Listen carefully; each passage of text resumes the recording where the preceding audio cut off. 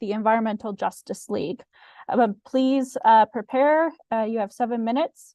Before we start, I'm going to give some announcements.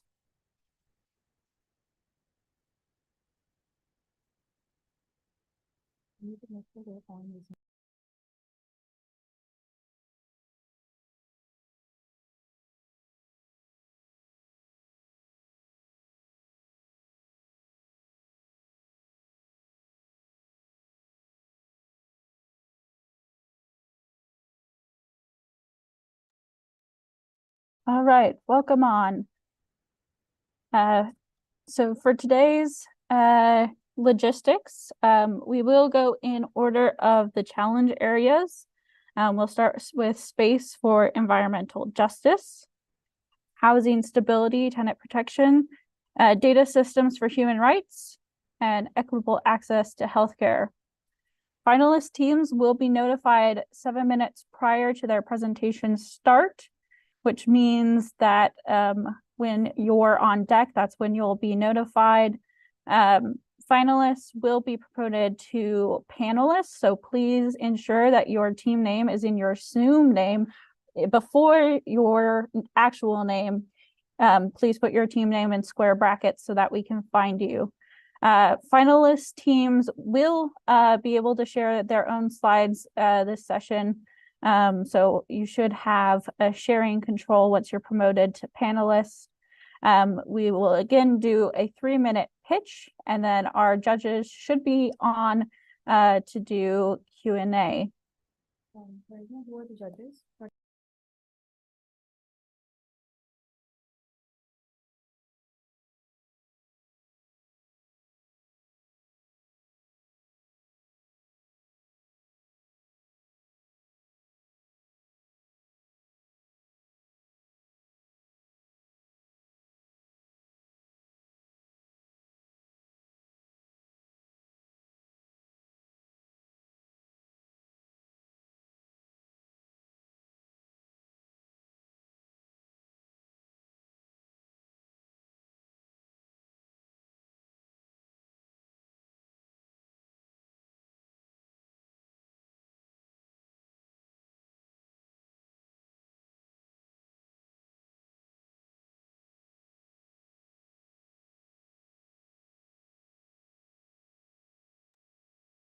We're just giving now.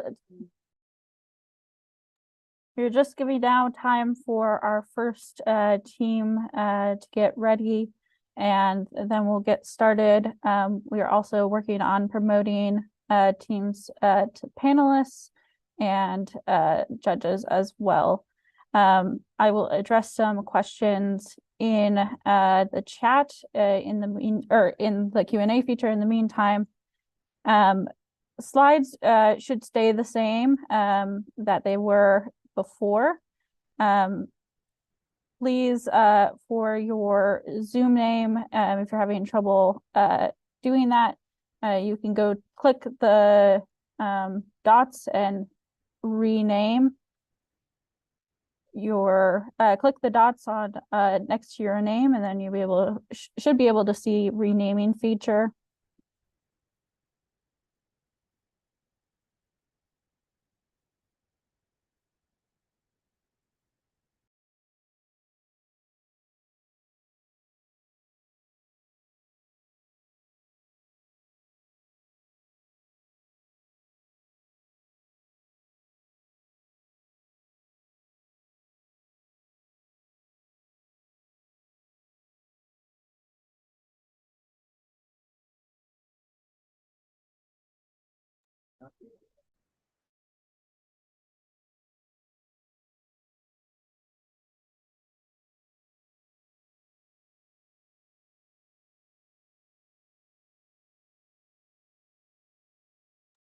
All right, it is 2:07 now.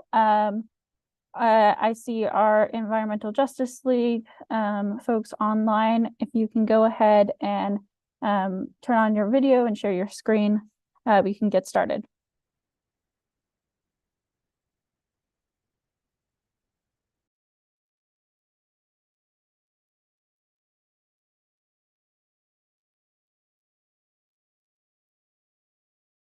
Ready.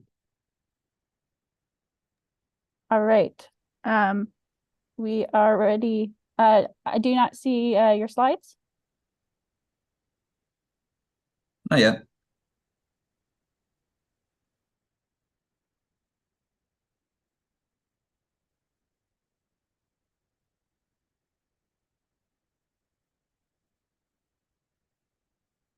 I can pull them up here separately, though. Yes, if please share your screen.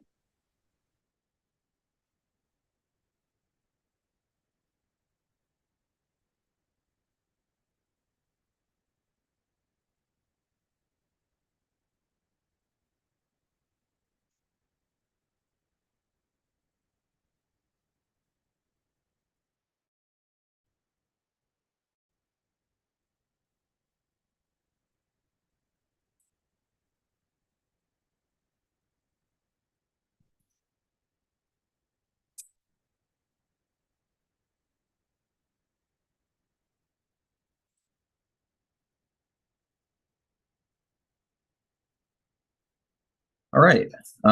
We are the Environmental Justice League team, and we are focusing on water justice in Syria. We have a nice composite of different people from different areas, and we'll get into it. So the context for this challenge, or the issue that we're addressing rather, is the Syrian civil war has been ongoing for the past 12 years. And now there's kind of an opportunity to address the issue that now that Russia is distracted and now that various political factors are changing. And here is the way that we see that this could be addressed. So during the course of the Civil War, over 2/3 of water treatment sites have been destroyed. That's meant practically 40% less drinking water and 50% of water and sanitation systems was not functioning, including 6 of the 7 of the major ones that supply water to 7 of the 8 most populous cities. And that's left about 7 million people without clean water and has caused the potential for a cholera epidemic. So it's in the interest of the international community to restore sanitation to avoid outbreaks of cholera, which could spread, as well as other diseases. And moreover, the Syrian people deserve justice for having their drinking water and cleaning water taken away through no fault of their own.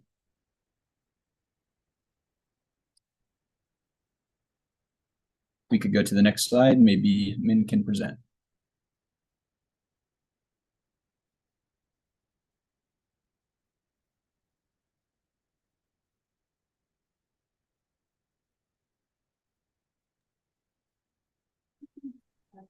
Are you able to? Oh, yeah. I forgot that I was sharing the screen. Yep. Though it seems that it's also on Zoom here. I was looking at the Zoom copy. Hold on.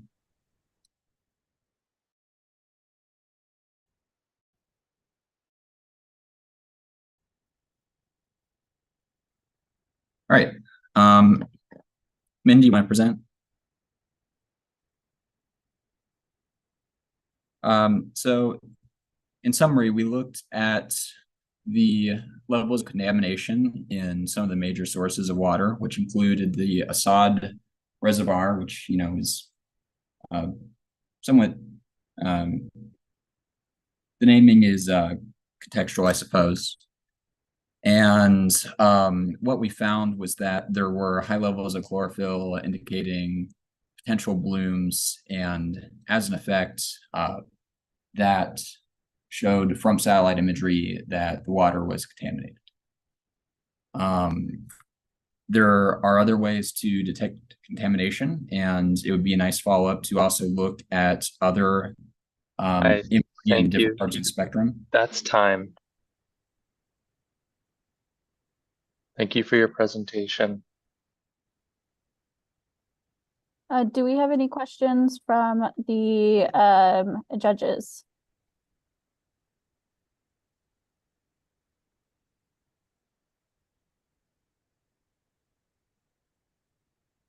Harsha or JG? It's Janaea, sorry. Oh, Janae. Give me a second. So in the in your policy paper, I know that you kind of went into a deeper dive around like the costs and and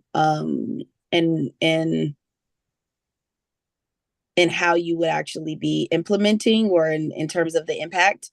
Um, I don't recall, but was there ways in which you thought about um, like the current cost that it takes that it has right now versus like what it would cost to actually implement?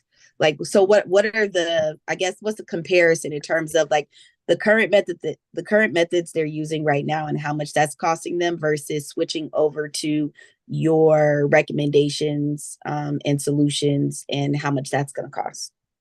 Yeah, so it's a good question. And it turns out that the status quo right now is literally trucking water. There are different merchants that truck water into these different areas and then sell the barrels of water to the people that need it. But obviously, that's not a very economical or sustainable solution because the water is also pumped from aquifers that don't self-replenish.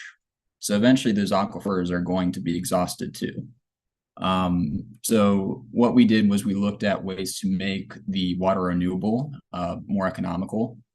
And we found that rainwater could be collected with series of tarps and barrels from the rooftops of different areas by looking at satellite imagery.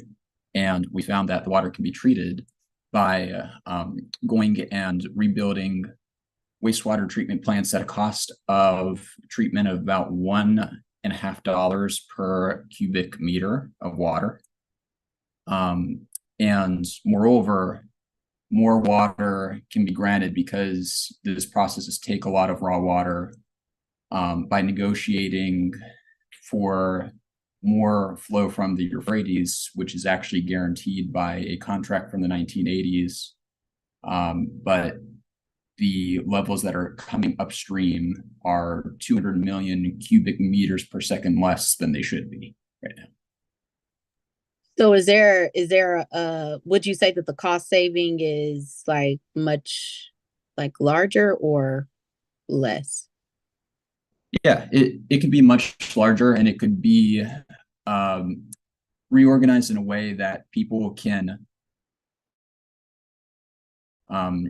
get water access for themselves, for their local villages, without depending upon aid organizations and these merchants that are trucking the barrels of water in to distribute them. Because, you know, if you're selling water at a profit and you have to also travel through a war zone, then you might not supply the water, and then that becomes a very hard issue for the people that are dependent upon it. And from a policy perspective, in terms of getting in or working with like the leadership that is there, do you see any challenges with, because I think you also mentioned the agreement between Syria and kind of looking at, you know, making sure that everybody is in agreement. Do you see challenges in terms of getting that implemented? And is that going to heavily weigh on if people would be able to then, you know, start to collect their own rainwater, or are there going to be challenges in them doing that because the local politicians or the leadership is not in agreement?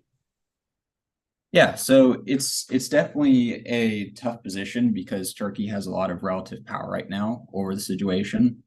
But it's agreement that they signed with Syria dating back into the 80s and that they've kept in good faith for all this time up into the civil war. And the claim right now is that there are droughts that are also affecting their upstream portion of the Euphrates. But when you have a situation where 7 million people are without water downstream, then it might be good for both countries to mutually analyze it. And with the difference in flow from the cubic meters a second of water, that would be a substantial benefit if it could get organized, and would potentially be a very high return on donation money if donation money were directed towards renegotiating that, or at least bringing it back to what it was before the Civil War.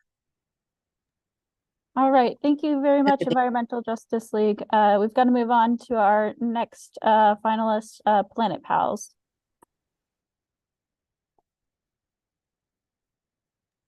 Again, congrats on being one of the finalists. You all did a great job.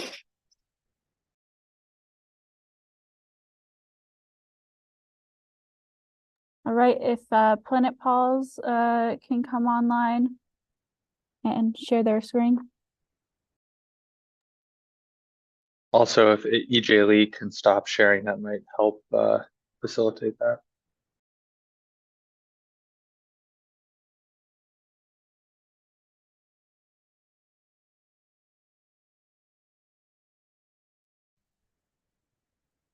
Hi, everyone. I think I'm just on. Yes, you're on. Please share your screen. Sharing my screen. 10 seconds, please.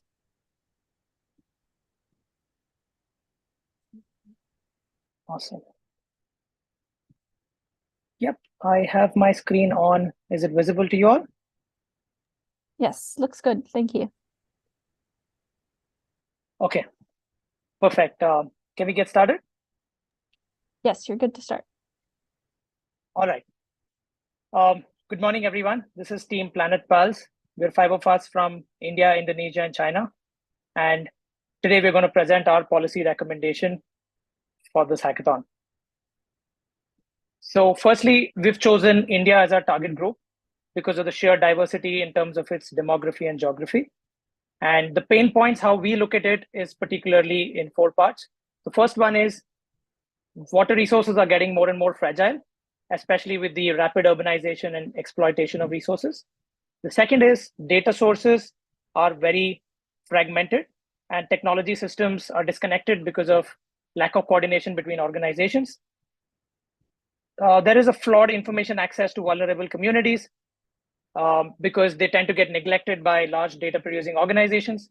And there is also a severe fractured understanding in low data literates. People without data knowledge do not really understand what exactly is the actionable insight from the data. Our policy recommendations are 3-pronged. The first is a technology recommendation. Second is institutional, and third is a community solution. I'll quickly walk you through the technology recommendation here. To read the recommendation, it's converge EO in situ data into a common indicator and leverage a standardized API platform. So the first box you see on the top left converges satellite and in situ data from local sensors to create a water quality indicator. And we combine this with auxiliary data, which basically contextualizes the water, the data from water.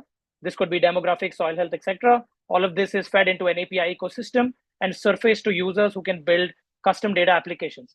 They can either build simple applications for their choice, or they can overlay it with an LLM, which can basically provide generalized text or voice summary to solve the data illiteracy problem that I just spoke about. The second policy recommendation is about institutional improvisations. In terms of new initiatives, we've proposed training of state officials to break down complex scientific and technical jargon, small-scale iterative pilots to test that out in controlled environments and evaluate risks, indexing, state indexing for competitive improvement, so that fund disbursals can take place based on performance and who's higher on the index.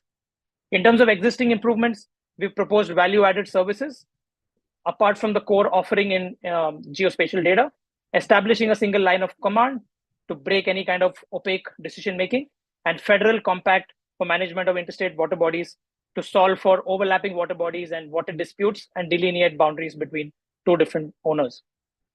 Our third policy recommendation is the community-wide capacity building program, where we've identified 3 action groups. The first action group are the citizen watchers, who's anyone and everyone in a community who shall track physical indicators like the color, the texture, and any kind of chemical that is evident to the eye. And this is for grassroots level awareness. The next is community guardians who Hi, are thank elected you. and That is your nominated. time. Okay, thank you. Open to any questions. Thank you. Any questions from our judges for Planet Pals? Yeah, this is Harsha. Thank you very much. On the community involvement, how exactly would you identify and recruit the different action groups like citizen watchers and data specialists? Like what incentives or compensation would you provide for their participation? Sure, Harsha. So citizen watchers, like I mentioned, will be anyone and everyone in the community. So this is to build basic fundamental knowledge about identifying pure water, which is why I mentioned physical indicators. And physical indicators can be just the color, texture, and any kind of chemicals that are evident to the eye. Community guardians would be selected. So in terms of the question you asked, the incentives would be based on the performance of the community guardian in doing in situ experiments, showing proactiveness in talking to the state government and getting any kind of data proactively, sharing more digital indicators. They're going to be rewarded, and they're also going to be identified as representatives or champions of water from that particular community. Data specialists are going to be highly technical engineers or scientists who have geospatial knowledge. How they are going to be rewarded is once you're a data specialist and you perform well in your community, you would also be, your mandate and your areas of responsibility shall be expanded to look at a lot of different communities. So you would rather look at a region which comprises of multiple different communities. Hope that answers.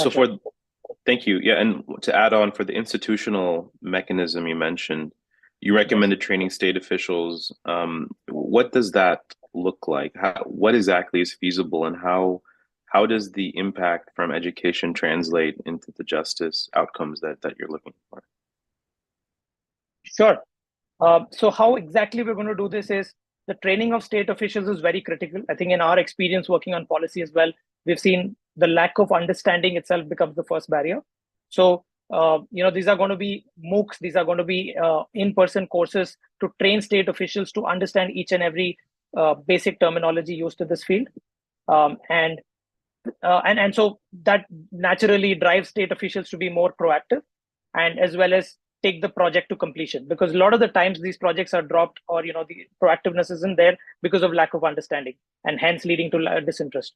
So that is the way we are going to incentivize and eventually lead to justice. But by state officials we really mean the state governments who are the end funding agencies for all of these projects and governing agents for all the regions that we're talking about within India.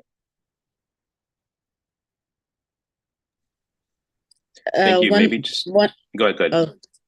One other question that I have is just based around, like, I see you have the citizen watchers, community guardians, data specialists, and these are all pre-existing roles, right? So what would be your plan in terms of making sure that there's a cycle like of sustainability in terms of making sure there are people in these roles that are like, hey, maybe you have citizen watchers that are now being promoted to community guardians, and then the guardians being promoted to data specialists. Like, is there a cycle or a pipeline that is being implemented in making sure that this cycle is ongoing?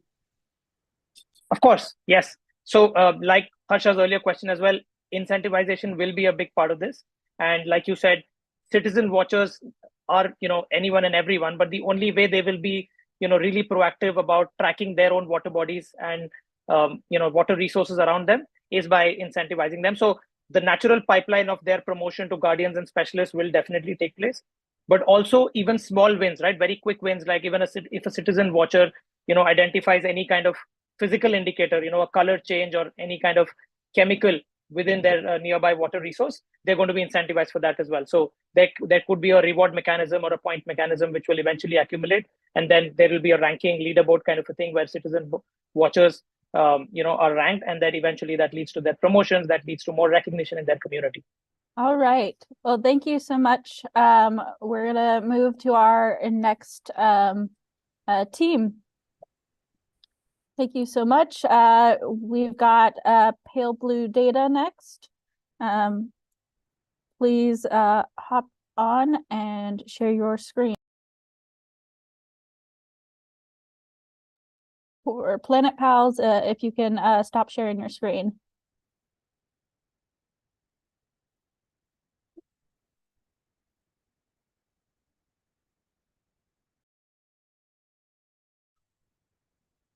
Okay, Hi. give us 1 second. We're just waiting for one of our team members to join as a panelist. Okay, thank you. While we're waiting, I'm gonna try and share my screen and you can let me know if it works. How's that? Yes, we can see it. Okay, great. And okay, good. Okay, it looks like our, yeah, can you promote Megan Williams to a panelist? She can't change her screen name. Yes, we'll have our team do that now. Thank you.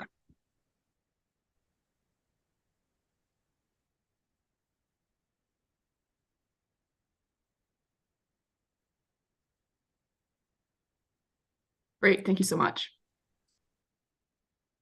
Hello, we are Team Pale Blue Data, and we're excited to present our policy response to space for environmental water justice. Next slide. Water is a life-critical resource, yet misallocation and contamination of water resources have an unequal effect across communities. 80% of water pollution is caused by agricultural runoff and is the single largest water-related cause of health issues impacting vulnerable communities. Current ground-based approaches to tracking agriculture runoff are both unscalable and expensive. Next slide. One community close to home is Lake Winnebago in Wisconsin, where agricultural runoff contaminates drinking water, severely impacting public health. A perfect storm of imbalanced corporate versus regulatory power, low individual responsibility, and limited alternative water sources demonstrates the need for an intervention that cuts across traditional approaches. Next slide. We analyzed data from Sentinel-2 and 3 and cropped the imagery using shapefiles derived from the CDC's Social Vulnerability Index in Python to build a framework to track water pollution and address environmental inequity. This approach is cost-effective, and a processing pipeline can be scaled using cloud infrastructure. We created 2 proprietary metrics, the Agricultural Contamination Index and Community Vulnerability Index. These metrics scored watershed areas between 0 and 1 and highlight critically polluted communities.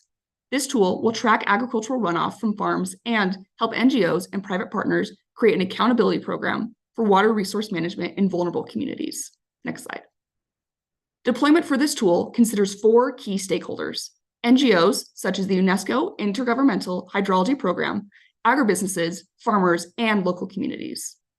Large agribusinesses have both sustainability goals and significant market presence that can influence farmers' polluting behaviors. Influential NGOs will engage underperforming agribusinesses to offer a public-private partnership consisting of recommendations to improve their tracking score.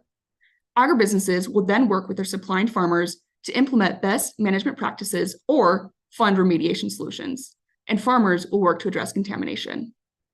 Local NGOs can use this tracking system to identify contamination sites. All partners will be working together to benefit vulnerable communities. Next slide. We've applied our framework to data from Lake Winnebago. The CVI and ACI indices are displayed in a user-friendly web app and are consumable by API. Users can easily identify high-risk areas and work with farmers to improve water quality and mitigate future risks. Our solution can be applied globally so long as there's identifiable agricultural land, local environmental justice organizations, and ready access to affected communities to verify health outcomes. We believe our platform effectively utilizes geospatial data, providing actionable insights to preserve and protect water in our most vulnerable communities. Thank you for your time, and we'd like to open the floor to answer any of your questions. All right, any questions from our judges?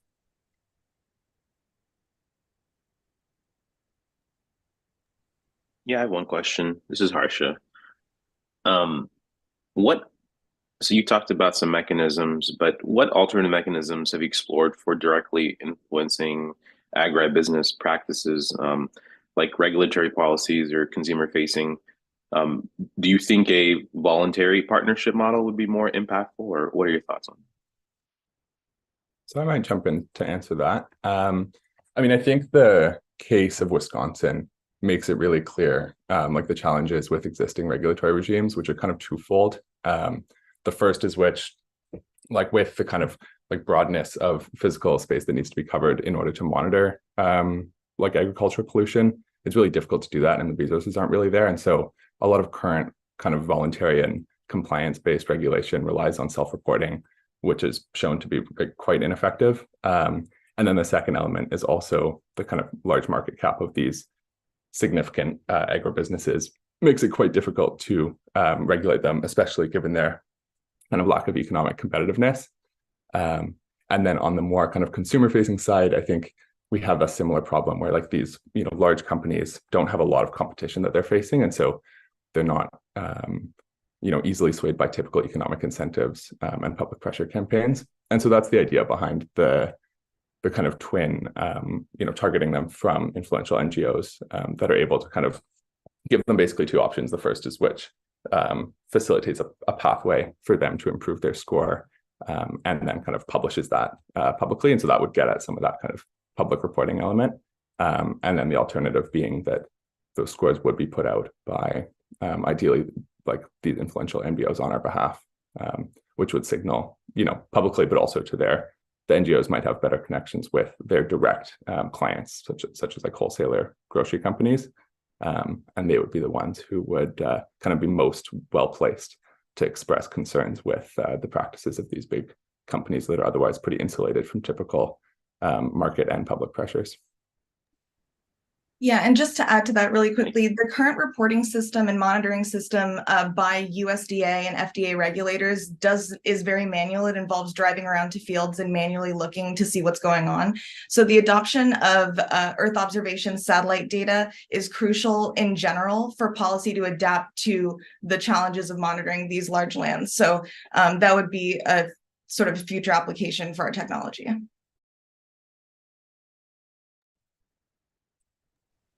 Thank you. Okay. One question that I have is, I know you guys mentioned that this essentially would be a model that would then be able to be used globally. What is the, or I guess maybe you can give me some insight on, have you thought about any of the challenges that may be faced with implementing this model in areas where there isn't much agriculture, or in very, like, let's just say in the desert, or in different things like that? Like how would they then be able to utilize this, or are there alternatives in place within this model that they would then be able to kind of jump on? Yeah, that's a great question. So for this current model, what we did was we analyzed inland water data using the chlorophyll A index collected by Sentinel-3 satellites. And that's a good proxy for algal bloom. But for areas that are more impacted by industrial pollution or turbidity or other types of pollution in their waterways, we can adjust the models that we're using to generate that data. Once we find a model that accurately detects pollution, the type of pollution that's present in non-agricultural lands, then the same model can be applied with local NGOs on the ground. So the reason why we focused on agricultural land is because it was very readily available using the chlorophyll A data, but this can be easily changed and applied and trained on non-agricultural pollution in waterways. Yeah, I think that's Awesome. right. Thank you so much. We've got to move on to our next team. Thank you to all of our Space for Environmental Justice teams. We're so proud of the work that you've been able to do. We are going to move on to our Housing Stability Challenge, and the first finalist up is Control Alt Defeat.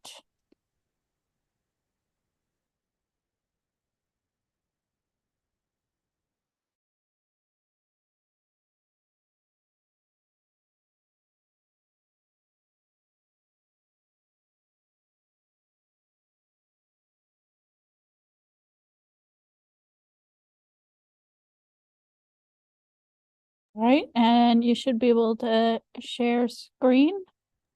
We're also missing Eric too, if you could promote him to Eric us as well. Yes, working on that now.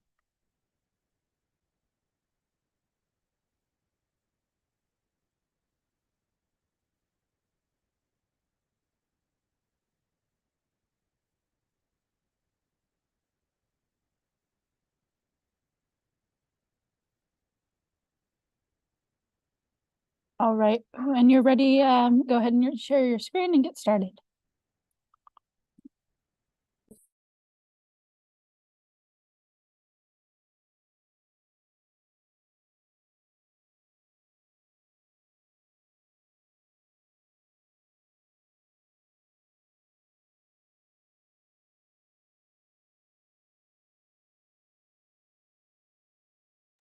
Are you able to share your screen? One second. So I'm having a problem with permissions on sharing my screen. I'm just seeing if someone else can share the presentation, and I'll go through it with that. It's saying I don't have permissions to share screen right now, but I don't know if it's a problem on my end.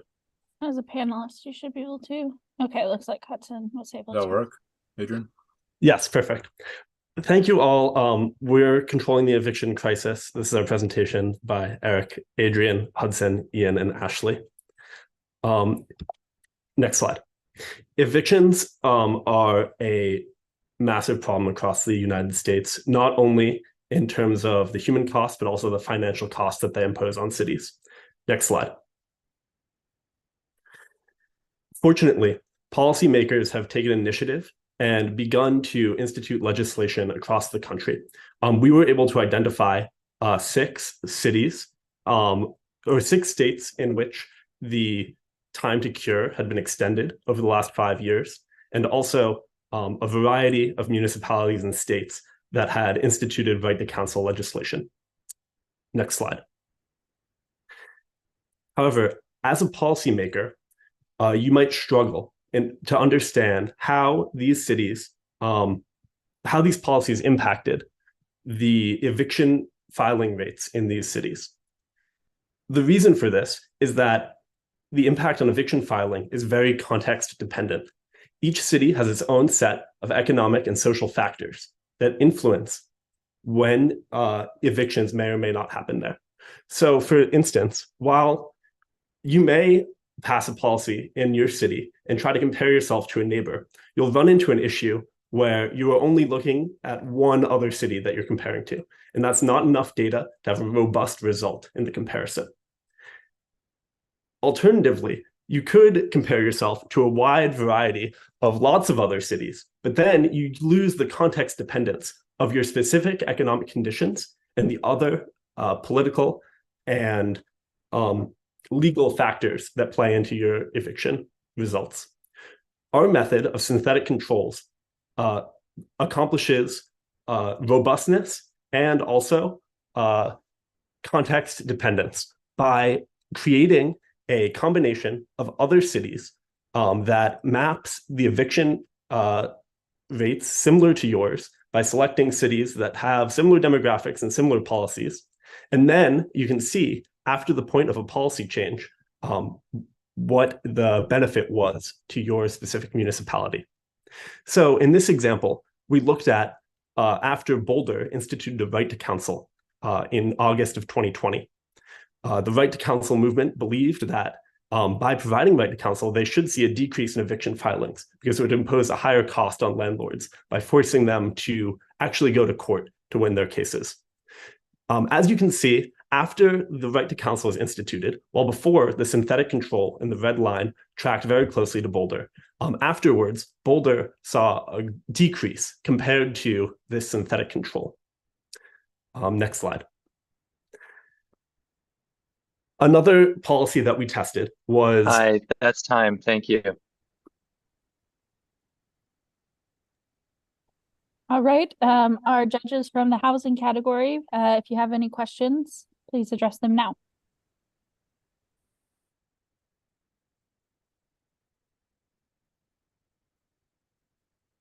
Thank you for the great presentation. Can you please go back to your last slide where, sorry, one previous this one? And can you please explain why the second plot shows no difference between the red line and blue line, and what are the range of time in your 2 plots? Like it seems it shows some months, and I guess the later part shows estimated values. So are they future? I can take this question. So actually, if you go to the next slide, We have the month scaling on there. It just got cut off Okay, in the previous one. So this is a span of roughly or a little bit under 4 years, and we're looking at monthly data. And so also we can go back to the previous slide. That's just to give you a reference of what those dates are. The second plot has a much smaller scale, which is why you can't see, like if you look at the numbers on the range of these plots, they are pretty closely tracking. That's a pretty small difference. So it doesn't necessarily get captured just at the resolution of this plot. So it is showing the same data. We're just kind of zoomed out a little bit to show the difference. And then what we're plotting on the bottom one is accumulated difference over time so that we can make some kind of claim about over the whole period since we started the right to counsel, how many overall evictions were avoided. Thank you. So I was wondering about your cost benefit analysis. So in these plots, you say that the y-axis is evictions, but I'm pretty sure you are actually looking at eviction filings. But then in your cost estimate analysis, you're talking about the cost of evictions. So what is your assumption about how these effects plotted in this slide are relating to the number of evictions that we'll actually see that allowed you to do your cost benefit analysis? Absolutely. Thank you for that question. You are right that these are eviction filings because that's what we had data for following 2018. We believe that eviction filings are likely correlated with actual completed evictions, but we also believe, and in our background information, we found that just the filing of an eviction has a significant cost to tenants. So if we look back at our first slide, I believe we said the range is from $10,000 to $30,000, and that $10,000 came from a University of Arizona study that said that just the threat of an eviction has that cost on a tenant, and that can be explained by increased health effects of the stress and also downstream effects of when an eviction is filed that goes on the person's record, and other landlords will see that. And so people who are already facing rental discrimination, who are targeted by eviction, then have further difficulties finding housing in the future, just as a result of the filing, even if the eviction is not completed. So we thought it was important to look at filings in addition to completed evictions. And it's an estimated cost in this range. And at the high end, a completed eviction is actually far above $30,000 in some estimates. So we thought that this was a fair analysis. Okay, thank you. Thank you. If I could jump in. Awesome. Thank you so much to Control Alt Defeat. We are gonna go ahead and go to our second finalist for housing stability, which is Recursed Energy. Hi, just confirming that this is sharing correctly. Yes, we can see it. Great. So we're Team Recursed Energy, and we're presenting on the Housing and Eviction Assistant Resources Toolkit, or HART. We recognize that there's an immense fiscal and social costs of eviction for individuals, which local governments are often tasked to mitigate. Resources in cities are often not provided in a coordinated fashion as they mitigate these costs, and are often focused on post-eviction response. We think this is actually a result of a really profound data gap of who needs specific supports in cities. This data gap prevents cities from effectively responding to the eviction crisis because they don't know who needs support and where that money should go to serve their residents. So we recommend addressing this gap by producing two foundational data elements that cities can adopt. First, a standardized data layer that individual municipalities can adopt to categorize their available services and then personalize them based on what would be relevant to residents. So this would feed into a front-end application for residents to understand what's available to them in their personal situation and get the help they need. Finally, this would produce anonymized usage data that solves this data gap of where demand is for eviction prevention services. Now I'm going to pass it to my colleague Karen to talk about the front-end application. So this is a flow of the app that we built, or the app that we wireframed. As you can see, you can change the language to your preferred language. And this flow is for someone who's missed their last rent payment. They're a little concerned about what to do next. They can fill a little bit demographic information to determine eligibility for certain programs available in your city. And here is a step-by-step process of what you should do next to reduce the cognitive load of what happens when I don't know what to do, I've missed my rent payment, I'm a little scared. You can also find resources for these programs. So this next flow is for someone who has been served an eviction notice. So this is going to look a little bit different in terms of the resources that you're going to need. So you can see that the steps that are filled out are a little bit different. And they're also personalized to your specific needs. You can share this page with other people if you're filling this out as, for example, a community leader, a church leader, or a teacher who's filling this out for a child that they're concerned about, and they can send that to parents.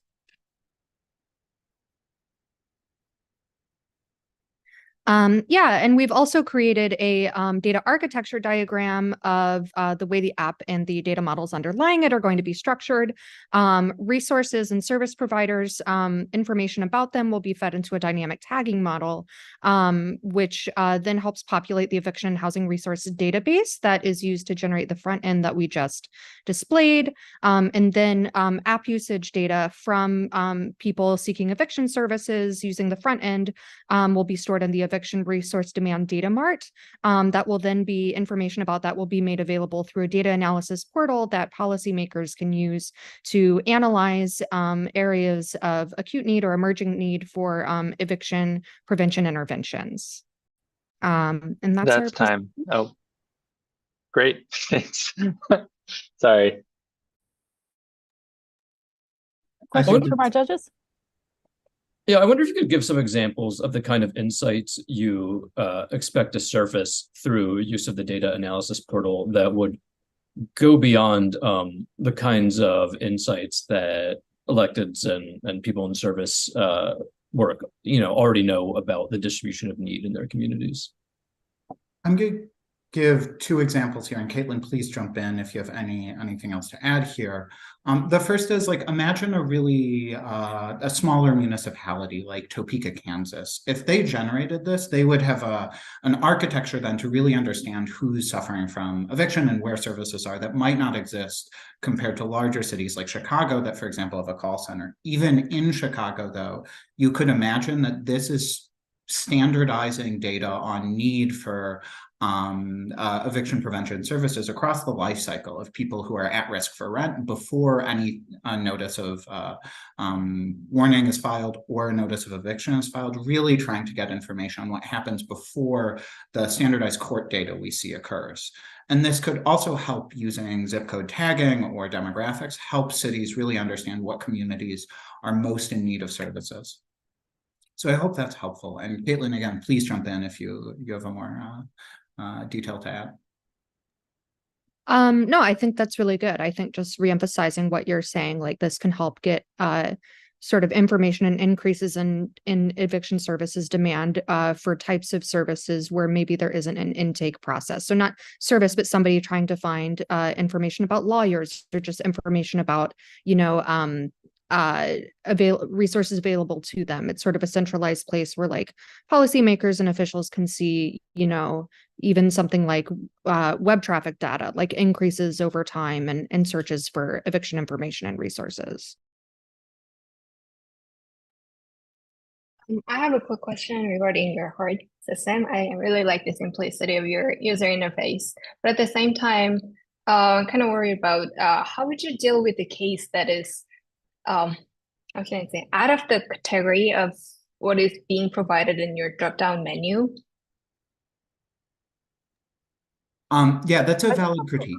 Oh, sorry, please.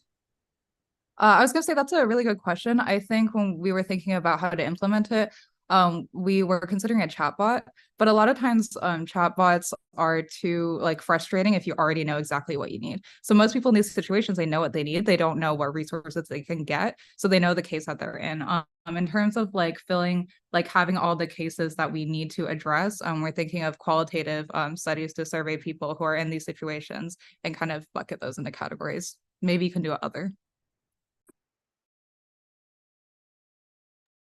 Okay, thank you. Great, thank you so much to Recursed Energy. Our next team up is Abstract Nonsense. And then after Abstract Nonsense, before we get to our third challenge, we're going to take a 5-minute break.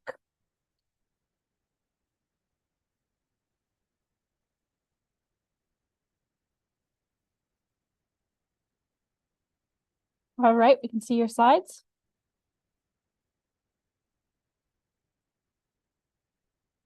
When you're ready, you can get started.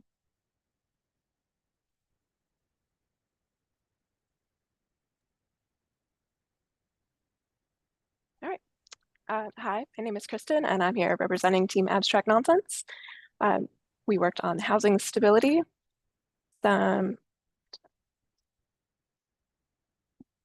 Some context for the challenge question. The United States has one of the highest eviction rates in the world, and this is associated with a wide range of negative impacts. Not only are evictions traumatizing for tenants, but there are significant financial implications for communities as well. There are a number of different interventions that can potentially address this issue, some at the tenant protection level, such as right to counsel and right to cure. But there are also interventions that can be done at the court process level, such as increasing the cost to file an eviction suit in the first place, or lengthening the overall process to allow tenants time to either avoid eviction or be better prepared to handle the fallout.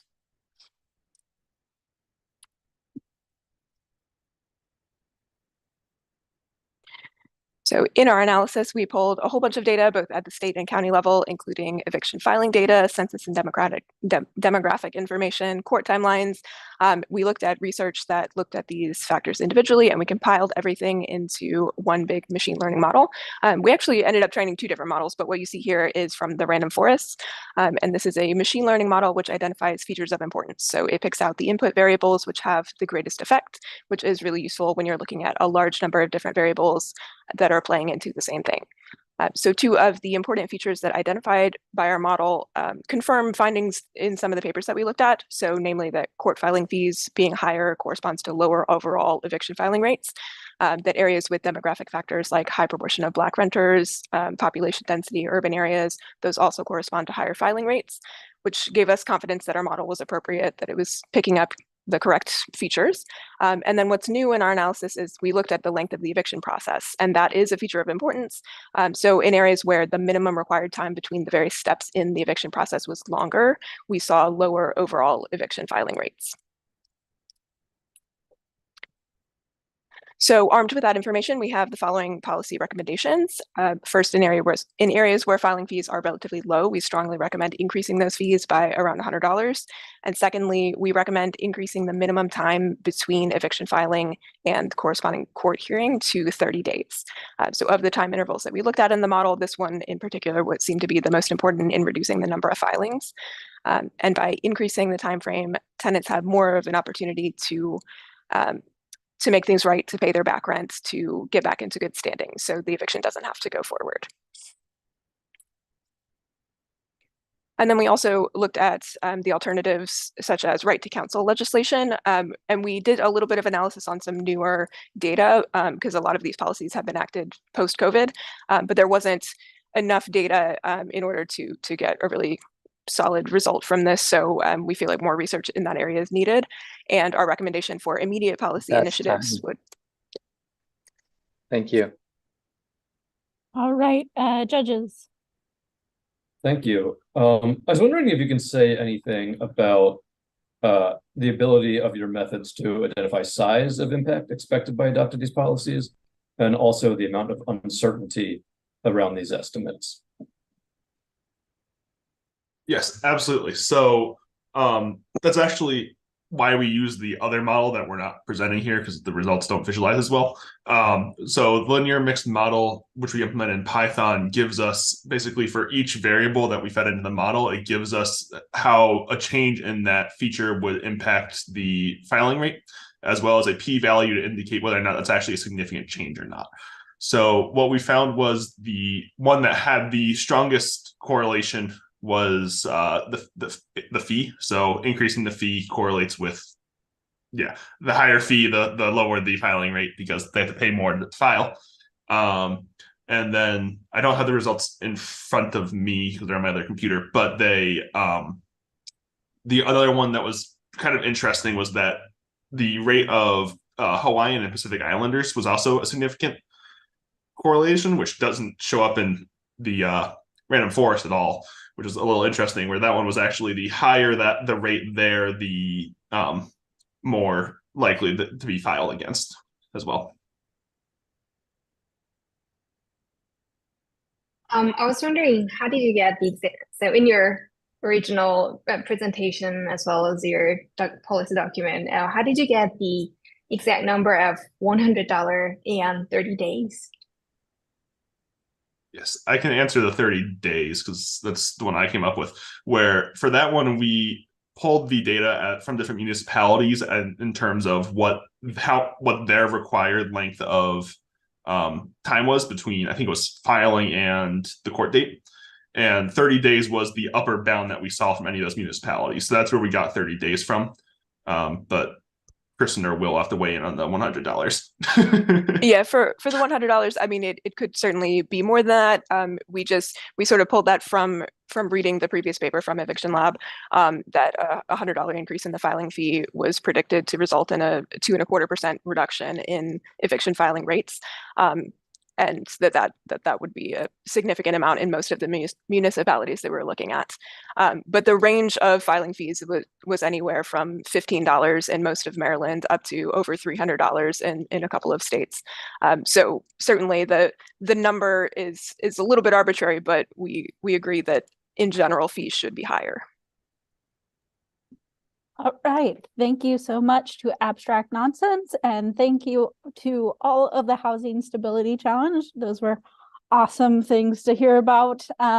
We are going to take a quick 5-minute break now, and then after the break, we'll be back on with our first finalist for Data Systems for Human Rights, CDAP.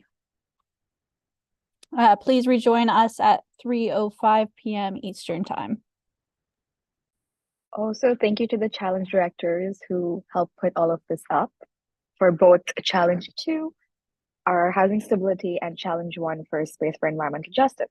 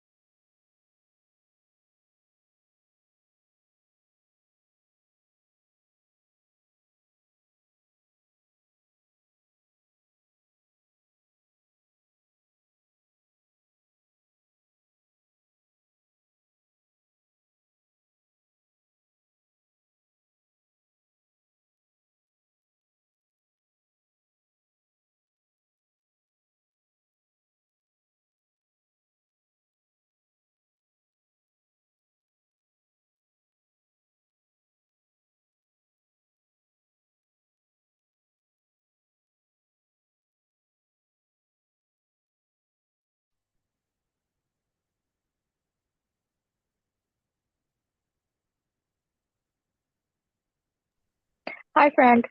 We're going to be starting in about 2 minutes. We've given people a break. Okay. Feel free to turn off your camera and also take a 2-minute break if you like.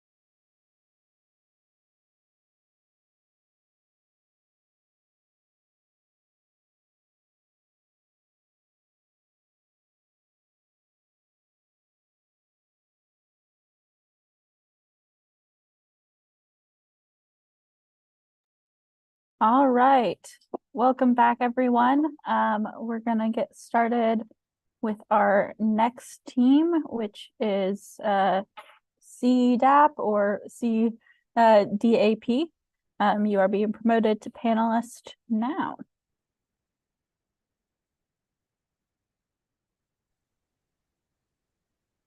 I think you have to include also Marco Hornemann yet as judge. Yes, we are adding Marco to the panelists. I've added that person so many times. Hello, can you hear me? Yes. Hi, Michael. You are good. Yeah, my name is Michael, and I'm presenting for the team CDAP for data system for impact in Nigeria. So a summary. Sorry, I'm having some technical issues in moving my slides. I don't know if you can see the next slide.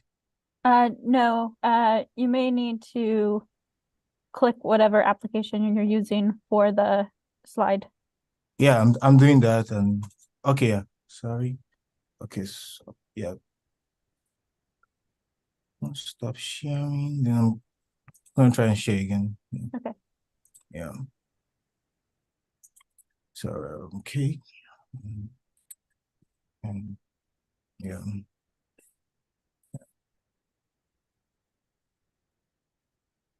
Yeah. So child impact registration has not been fully implemented in Nigeria, especially the rural area. And the rural registration is about half of 60% of the urban. So trying to emulate what has been done using the Kick Polio Out of Africa project, and because that's been a very successful one, and we're trying to emulate some of the policies there. We have tried to propose a monitoring team and a new technology to counter this challenge. From our analysis, we show that there's high prevalence of unregistered births in Nigeria, majorly due to its growing population, and Nigeria being a strategic location in Central West Africa, places it as a good country model for us to reach other regions. There's really a strong government commitment already, and existing infrastructure from UNICEF and Nigeria Population Commission that can put these recommendations for success.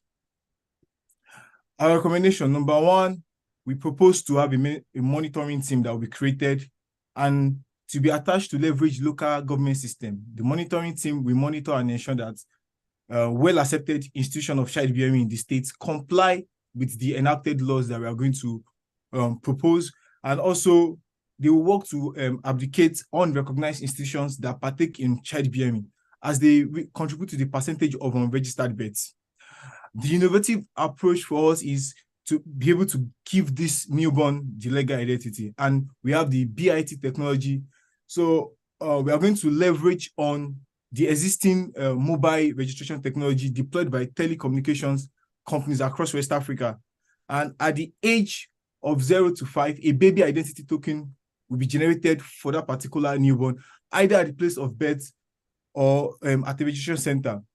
The BIT will serve as a digital birth certificate.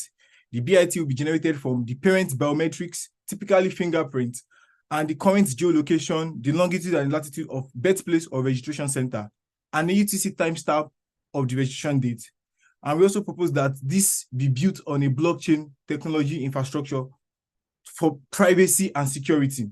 In the cases where neither of the parents can be present, we can have a close relative or guardian be there for the absence clause. And at the age where the child can be biometrically recognized, the BIT will be updated. The third one is a campaign. That's time. Okay, yeah. Awesome, thank you. Any questions from our judges? I might kick off questions. Thanks for the awesome presentation. If you want to list one technical challenge for implementation of your proposal or idea, what would that be, and how would you overcome that? Yeah, so one of the challenges we are looking at for the BIT is how we are going to make it very mobile. So we are also we are looking at for remote areas, because we have this existing telecommunications already. So we have masks that people use for like phone calls and stuff. So we can use those particular coverage for this for the technology. So we have something like a portable device, and I've connected to a small fingerprint device also. So, and that can be the mobility basically, and we have like a solution to solve that.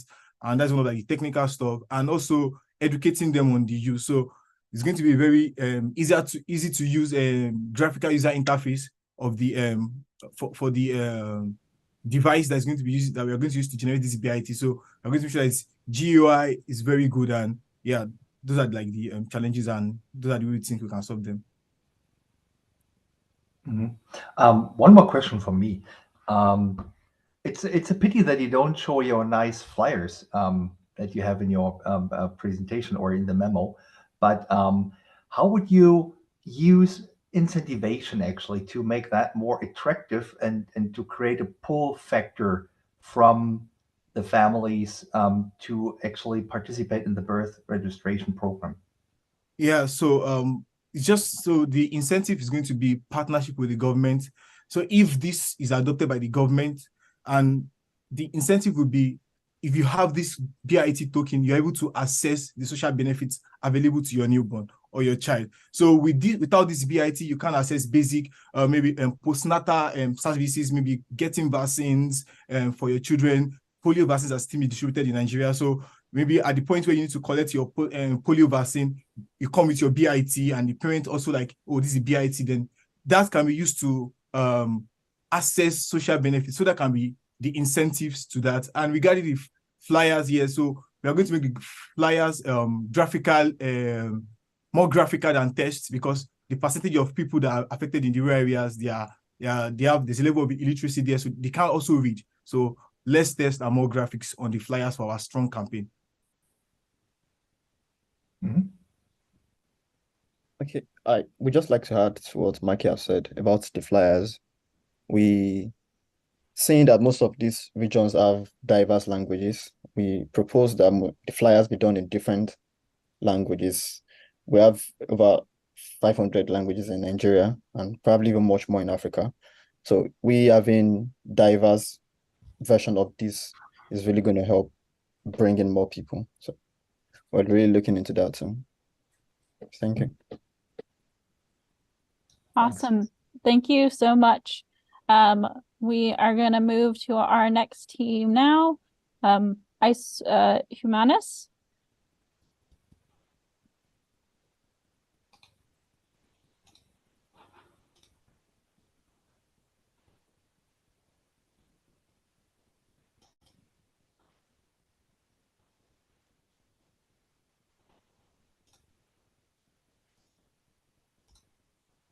All right, welcome in. Please get started when you're ready. Okay, so welcome to us, Humanis, our solution for birth registration. Next slide. After looking at the data, we chose Ethiopia as a case study as it has the lowest birth registration rate.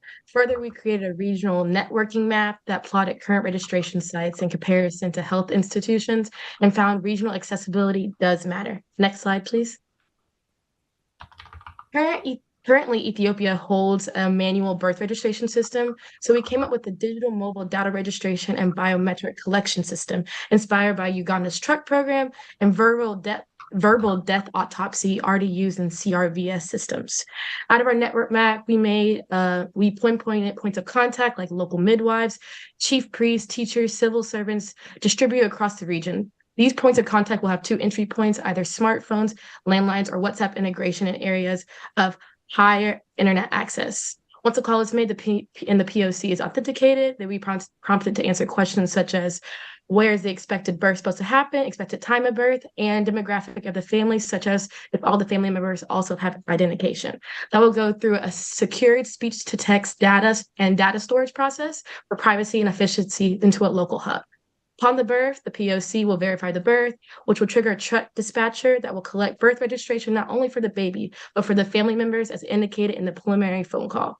In addition, the truck will collect umbilical cords as the newborn biometric. Next slide, please. City centers can rely on expanding training and existing social programs, but southern Ethiopian regions like Somalia will need a more direct approach. So drone kit package parachutes for DNA collection will be a solution in especially dangerous or remote zones. Our group identified DNA via umbilical cord collection as our primary source of biometric data for our mobile truck birth registration model, as it offers a variety of health benefits. There's a Ugandan saying, "The cord is the child," which I'm sharing because it highlights the cultural importance of providing care and attention to the umbilical cord and providing the first step in cord care, which reflects our group's primary concerns, equity and human rights. But fingerprint collection, iris scans are difficult for collection in children, can have poor acceptability. Face and voice recognition is only temporary as the data's permanence is an issue with children. But they do offer solutions for building a biometric profile for unregistered adults in the household. And DNA stays with the child for life and cannot be altered or targeted for exploitation. Next slide, please. So the key is to narrow the accessibility gap. So the mobile truck should be thought of as well as data collectors as well, for not only for immediate use, but for long-term use. When the data is collected, we want to spread education efficiently and intelligently, which means we recommend developing a mathematical network model of the rural community, identifying the centrality measures of key nodes, the gatekeepers of the community. And then we can intelligently run sensitive live theatre shows, because who reads when you're illiterate? And when you do this, the children in those shows would also become adults. And it's been shown that educated mothers are a causal factor to people registered. There's also some incentives. Thank you. Awesome. Thank you so much. Judges?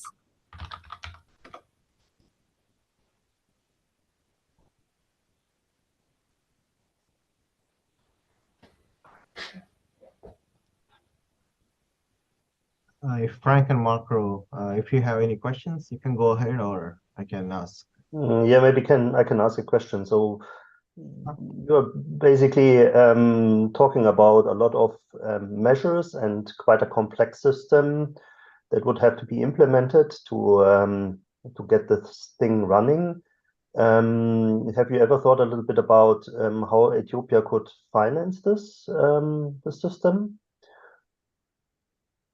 I think that we were hoping that we would be able to collect a partner of NGOs, the UN, and work with existing networks within Ethiopia. So sharing the financial weight of it. And I think that one of the innovations that benefits the financial costs is training existing systems. So people that are priests, religious leaders within the country, midwives, people that are living in more remote villages as leaders with the kind of primary needs for filling out these registration forms so that we can at least start the process before we have to step in. And that's when it becomes more costly and the more specialized the workers are.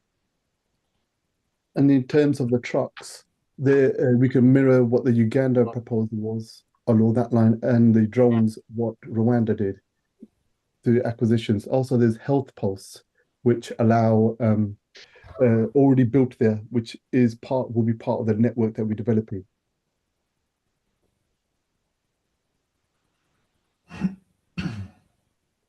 It would be great to have a private company partner as well.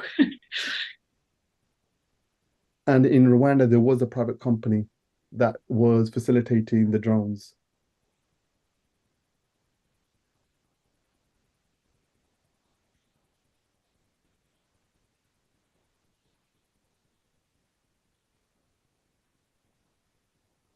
So no more questions from my side.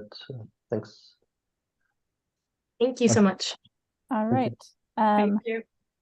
We can go ahead and move to our third finalist for Data Systems for Human Rights, the policymakers.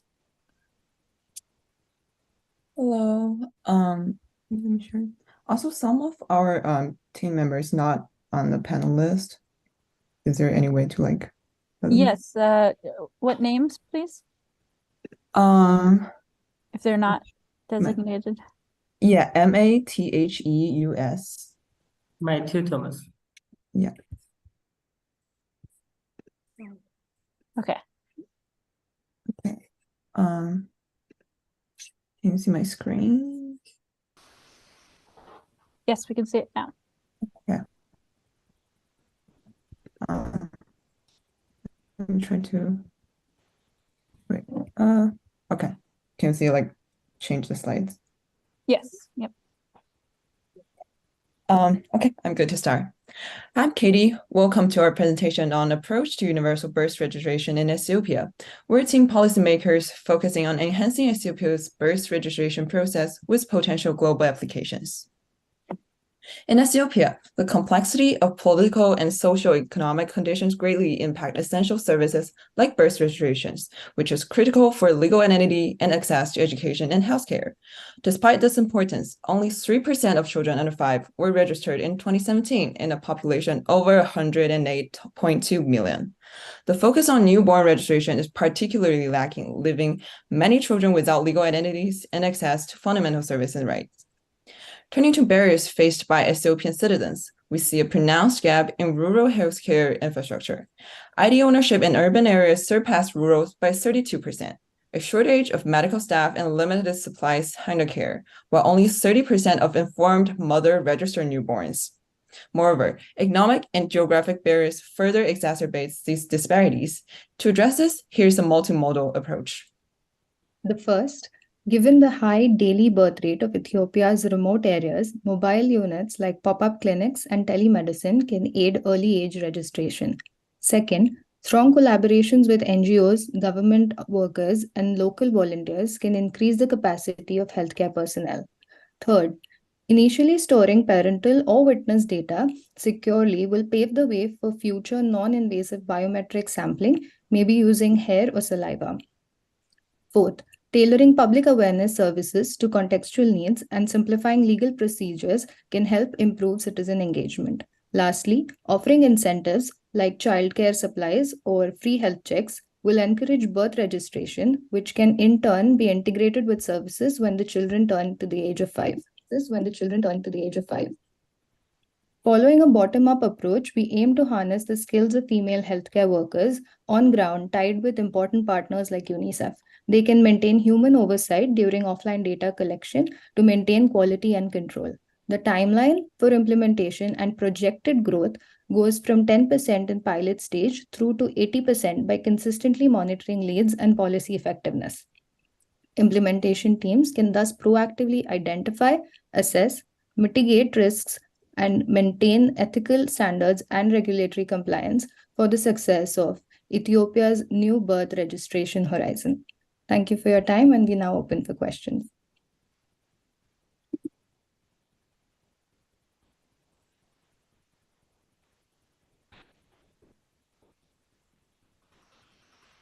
Yeah, same question to you as well. Like, what kind of challenges you see when you implement the solutions that you're proposing? So I'm taking this question. So there are two type of challenge that we categorize here. The first challenge like that when we are going to Ethiopia, so people are like not aware about these solutions, or they are not aware about the like why they should register for the like birth registrations. So the first challenge is like awareness, and the second challenge is the like being a like a underdeveloped country. So we have to like put a lot of infrastructures in terms of the technology and in terms of the like technical reach. So these two challenges, and but with the help of the government support and the local bodies, we could able to overcome it, and we could able to revamp the birth rate registrations as soon as possible.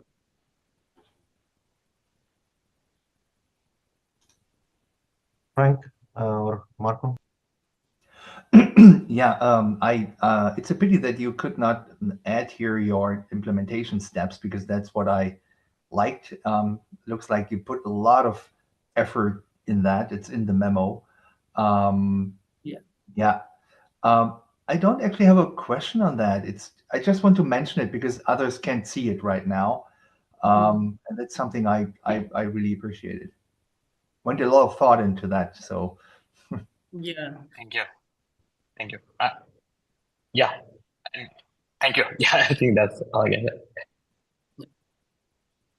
Maybe one last question from my side also. You're referring to using DNA here also, and we explained basically in the kickoff meetings that it's quite expensive. Do you have any ideas of how to finance such a program? Rajiv, I can take this question. Okay. Yeah. Yeah. So there's, I mean, we take a look into it, but we didn't go into the policy memo, because it was, I think we didn't have enough space. But in terms of financing this specific activities, in terms of registration, we do have international grants for aid in developing countries as well. So we could try to see in government bodies to finance these specific initiatives. We can also look for funding into public-private partnerships as well. With companies specializing in biometrics and data management, mobile security, and those kind of activities as well. So we could also cut potential expenses there, and also cut expenses in capacity building, capacity development.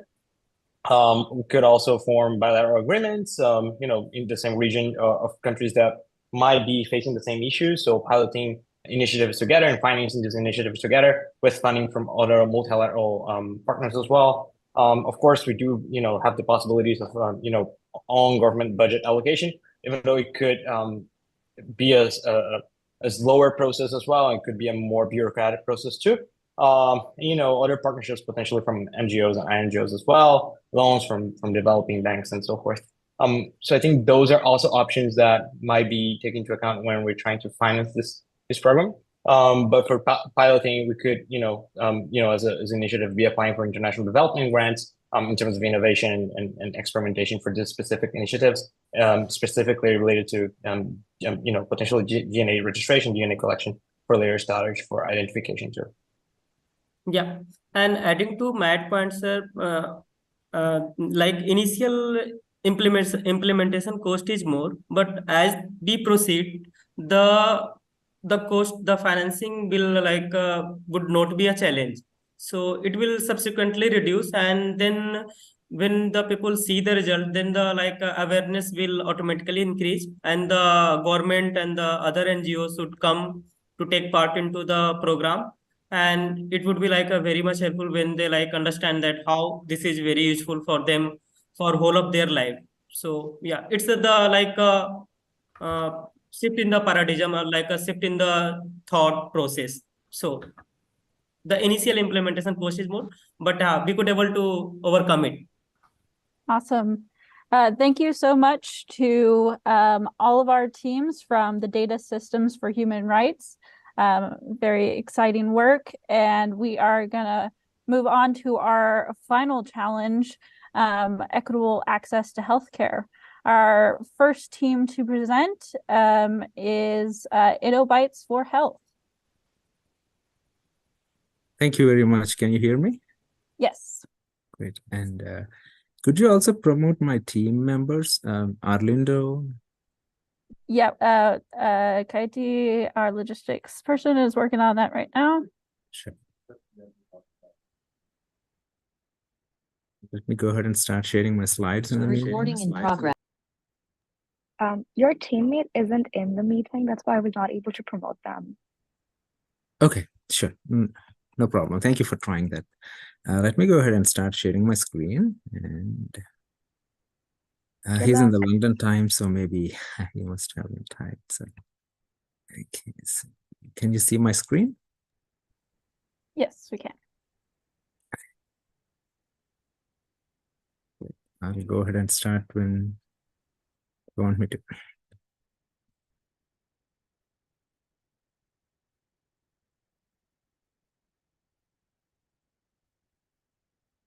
You are welcome to start when you're ready. Okay, great. Thank you. Good afternoon, everyone. We are InnoBytes for Health, and we are here to present an informatics solution to improve access to healthcare for newcomers in Massachusetts.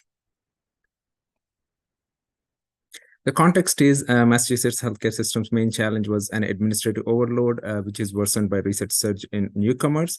And this may have been multiplied because of war, economic crisis, and climate change. So the strains are language and cultural barriers, literacy and communication issues, transportation, and care quality as well. So we have taken a informatics framework, a three-pronged approach, which is people, process, technology, which takes a look at a 360-degree view of the issue at hand. And we are trying to use this 360-degree approach coupled with quality so that we can come up with a community solution to a community problem that we are handling here. So the solutions that we came up with fall into three categories. The communication problem, which is explosion in multitude of languages due to an influx of newcomers. So chatbot, which is multilingual and multi-channel communications, is what we are proposing, as well as training, investing in culturally sensitive training, as well as ensuring recruitment and retention of diverse workforce. At the same time, another important thing is with newcomers, we need to make sure the data is not lost in the tracks. So try to take a simple approach of how do we capture the information so that all levels of organizations can use it. So HIPAA compliant REDCap is what we are proposing, as well as seamless interoperability is ensuring data collection based on the standard data classes that are defined by HHS ONC Office of Health Information Technology, leverage the health information exchanges so that encrypted linkage of newcomers is being done, and records are linked, as well as records are transmitted across institutes and state lines. As well as the health system problem, we are proposing a proactive solution of multi-level modeling so that we can have a real-time or near real-time modeling which takes into account seasonality and unexpected events and cost factors. And finally, the recommendations that we'd like to say is leverage the existing systems like Health Information Exchange, which is present in Massachusetts, and the PopMedNet, which is developed by Harvard Pilgrim Research Institute, which is based out of Boston. Strengthen the coordination among healthcare providers, ensure support to community-based organizations, leverage these data sources so that we can have social needs and support networks, as well as keep a regular eye on the policy evaluation and feedback mechanism. And finally, account for newcomers and influx during the community health needs assessments, which the hospitals and the not-for-profit healthcare entities go through. So that different kinds of populations are being accounted and adjusted depending on the models that needs to be selected in order to address these issues. So that concludes our presentation, and happy to take any questions at this time.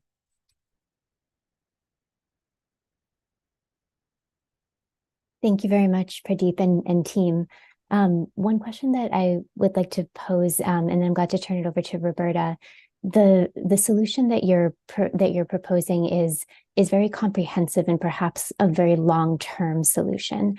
I'm curious if you could speak to what you see from your research over the last couple of days as what some of the early steps might be that would provide sort of a initial wins or lead to initial change rather than the sort of longer term components of the solution. Absolutely. Thank you so much for your question. Something that we have thought through is how do we take a simple approach for a complex solution? Simple approach in the sense, simple to start with low-level infrastructure, because when newcomers are arriving from different regions, it is important to capture that information. So how do we capture that information instead of capturing that information in Excel workbooks or which can have many iteration or multiple version control issues? Or capturing on paper? Instead of doing that, if we go with a HIPAA compliant REDCap, which is like a simple survey that could be developed, as the newcomers usually tend to get the data at maybe tend to get their treatment at maybe community health centers or federally qualified health centers, not just at traditional healthcare institutes. They may go there, but their care may start at the community health centers. So this really helps so that those institutes that do not have the technical capacity and capability or the essential financial resources can at least have a REDCap survey to capture the information, which is a low-level effort.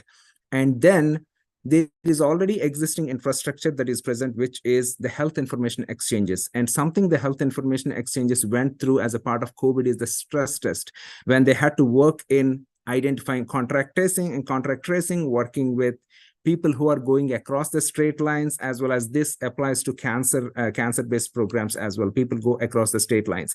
So the simple solution is capturing the REDCap, data in REDCap, and then leveraging the existing infrastructure of health information exchanges, which already have the technical capacity and capability, and which are already familiar with the data use and data share agreements. So everything is done in a federated model in a secure way so that patients can have their data privacy and security, because everyone is aware of how the data needs to be protected when it comes to the HIPAA related laws.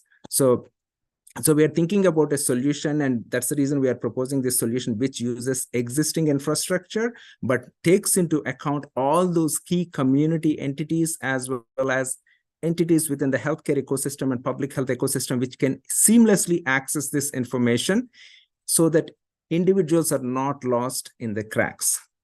I hope that was helpful, and I'm happy to elaborate.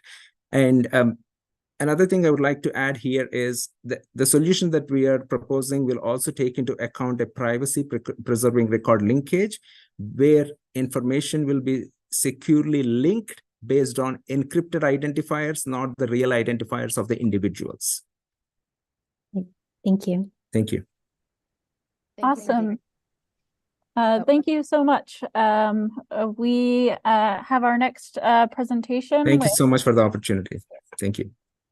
Next presentation is with Los Buenos de Mosquitos. And congrats.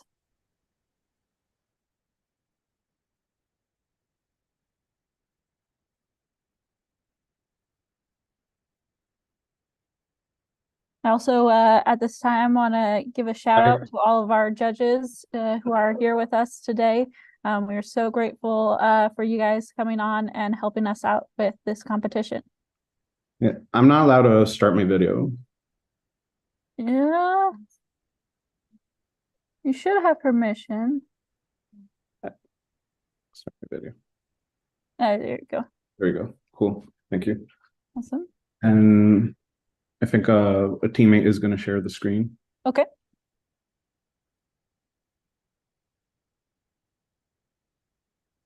Perfect. Awesome. Well, hi, first, thanks for this opportunity, and I want to publicly thank my team. I'm basically just a policy wonk, and they did all the hard work, so let's go. Next slide. So basically, newcomers that are coming into the United States face a lot of barriers to get equitable healthcare here. And in general, the way we summarize it, and me, the anecdotal experience I can share as being an international student with multiple sclerosis, it's very difficult to bridge two gaps, which one first is the understanding of the healthcare system here in the United States. It is very complex and it's nothing like around the world. So newcomers here have a lot of difficulty understanding what the difference is between like emergency care, urgency care, deductibles, or like primary care physicians. So my primary care physician for my whole life was my mother, basically. And the other thing is language. The language barrier, it's difficult. We all know it, we all experience it, but it's a technical language difficulty. Personally, I have multiple sclerosis, and I cannot tell you where the holes in my brains happen. I cannot give you the exact medical definition of where it happens. So when I had to get registered here in the United States, I couldn't transmit that information without having my proper documentation. So I had to go to the doctor more than one time to get my prescription of the medicine I needed. Next slide. And like getting the bird's eye view of this problem really showed us what was happening. So EMRs, which is how information is stored, is basically proprietary, and hospitals only keep them to themselves and they do not share it. So even me transmitting this information to a new one would make it difficult to any newcomer to move around, especially newcomers now that don't have permanence in one state would find it very difficult to move around to another state. So that's where our solution comes from, right? Next slide.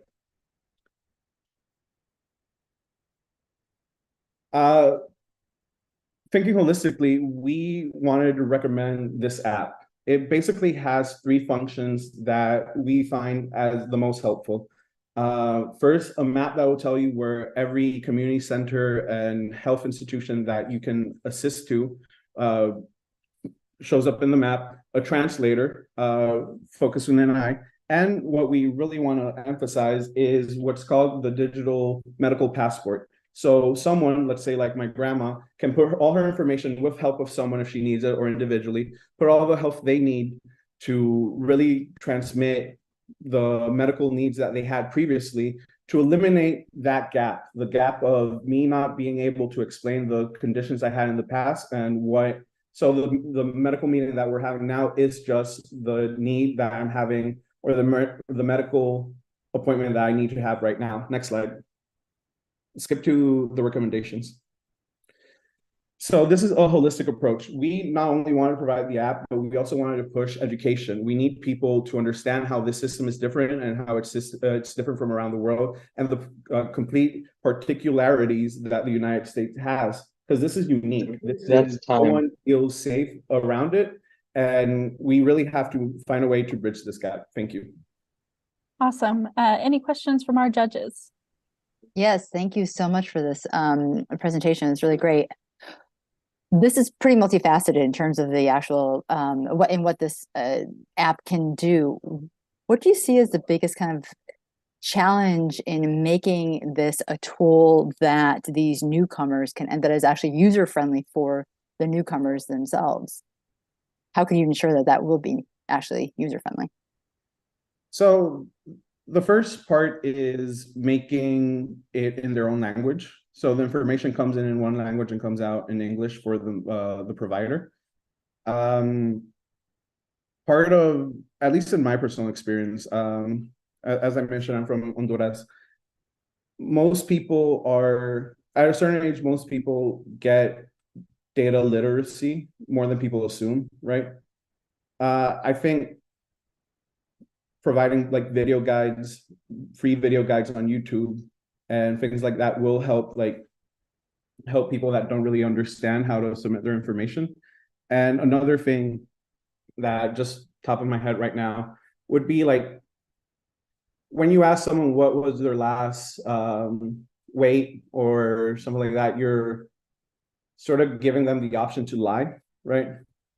So maybe also defining additional steps in the survey, like pulling in your medical information to the app, like defining what this is and where you can find it in a language that is easy for the user to understand would also be helpful. So yeah, I'll admit it, it's something we didn't think about, but it's something that can be fixed.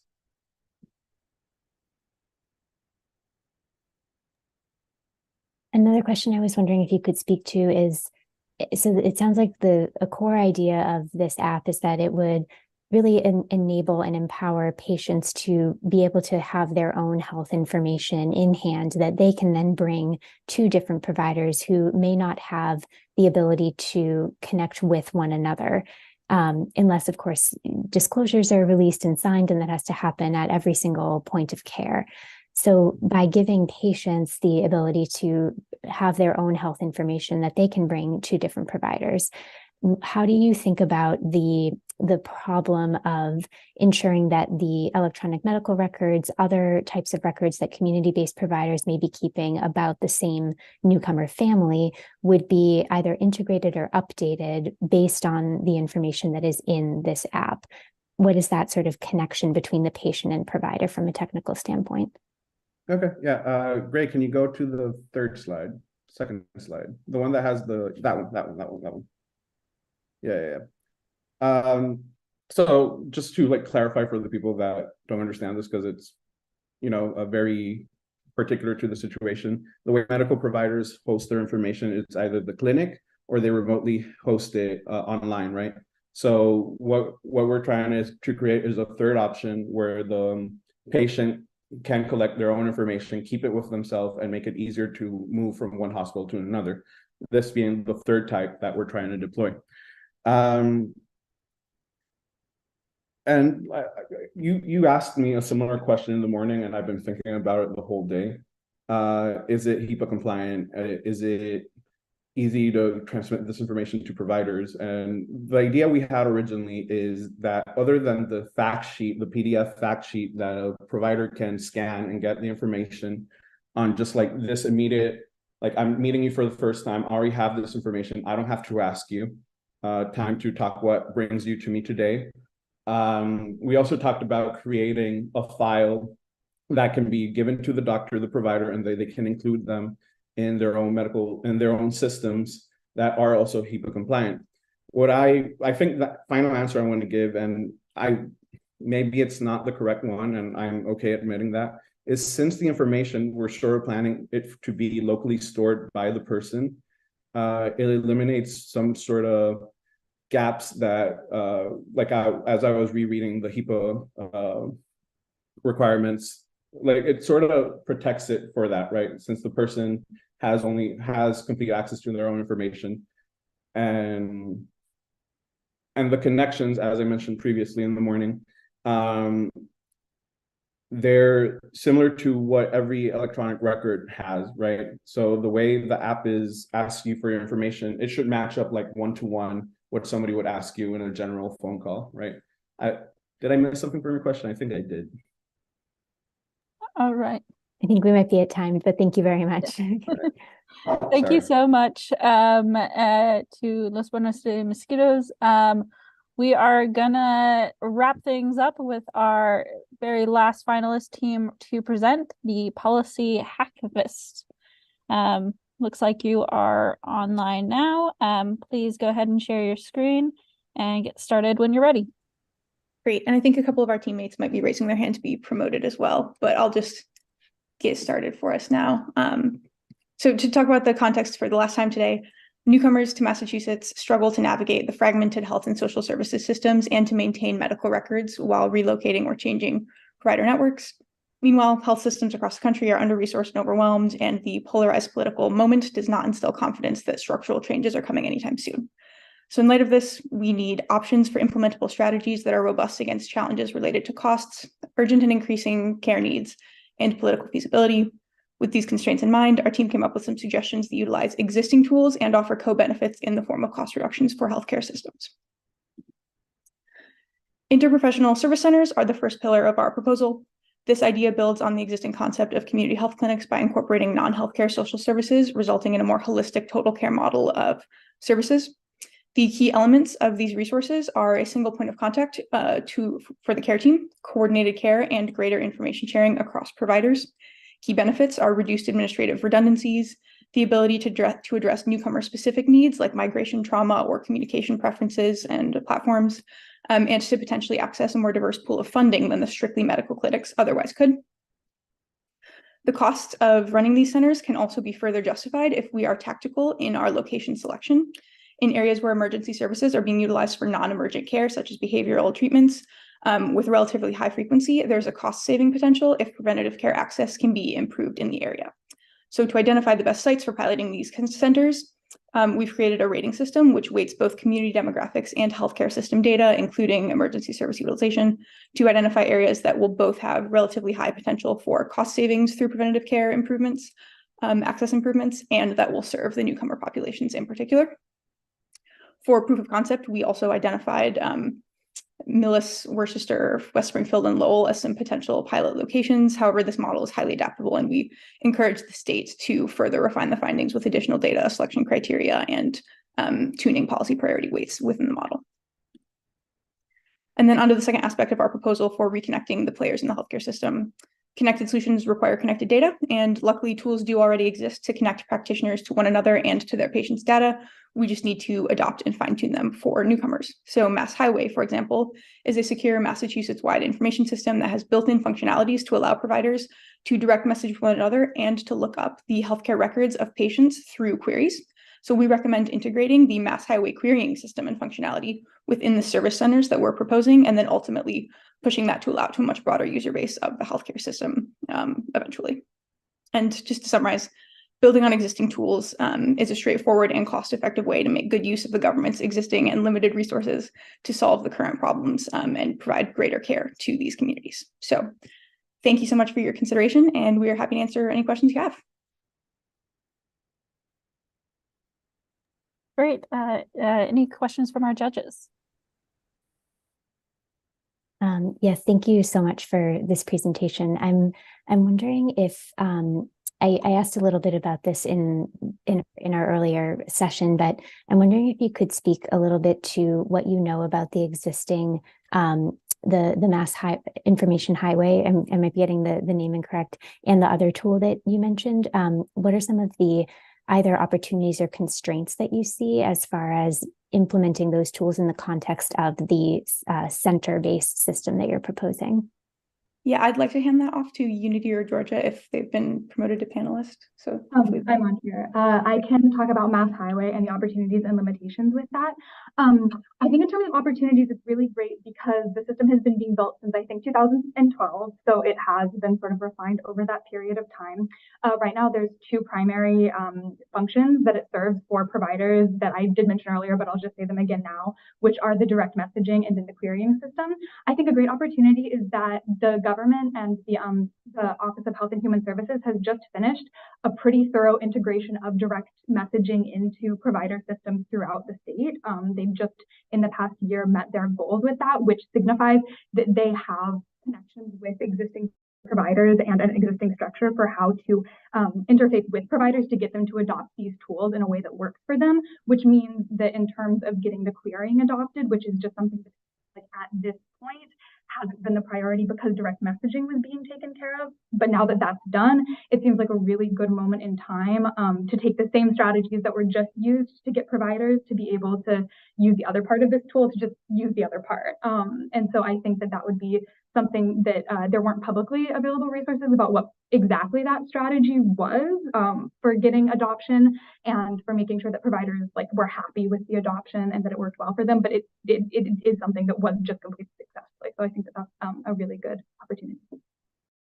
And I can maybe feed in here a little bit more about MassPat, which is a similar tool which uses a querying system to query a different database, one about prescription information, to pull so that prescribers and doctors can see real-time records about prescription. So like in a typical clinician environment, be able to access that information quickly, which we thought was a key priority for newcomer healthcare access. So real-time, like being able to pull it up. Further, I think this links in to our proposed strategy of prioritizing this rollout to first the centers that we described in the first part of our presentation, and then to wider newcomer specific healthcare services before going out to maybe a broader audience after that.